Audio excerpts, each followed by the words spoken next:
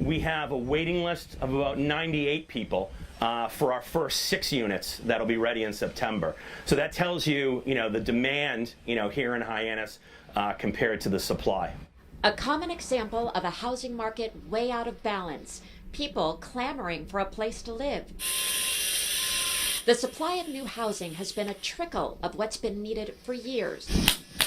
According to Daryl Fairweather, she's the chief economist at Redfin. There has been fewer homes built in the 2010s than any decade going back to the 1960s. And that's why we're in the situation now where when there's more demand for homes, there aren't enough homes for everybody who wants them. It just drives prices up. The problem is really bad in Massachusetts. The state permits 36% less new housing per capita than the national average. That ranks 39th compared to all other states.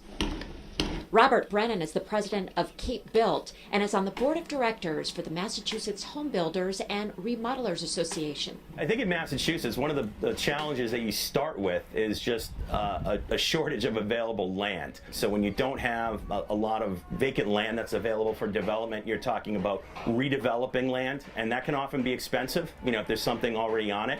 That often impacts what gets built and its affordability.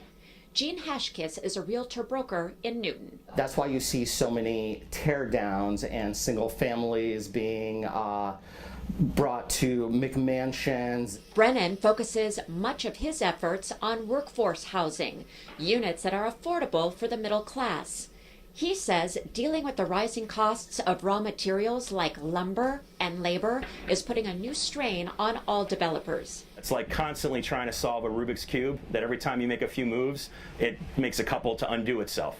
Brennan says home builders are encouraged by some moves on Beacon Hill, like the passage of Governor Baker's housing choice legislation, which across the state lowered the threshold for new zoning and for approval of projects through special permits from 2/3 down to a simple majority. It insulates to some extent, those initiatives and those projects from falling victim to NIMBYism. The demand for more housing is real. It's persistent, and there's just not enough supply. Finding a better balance between supply and demand is important for the entire state, according to Karen Horn. She is an economics professor at UMass Boston. And hopefully, demand doesn't decrease. I think for our region, we want these people to stay, right? We want the best and the brightest to be able to live in Massachusetts, in the Boston metro area. So I think we need a commitment to building more housing.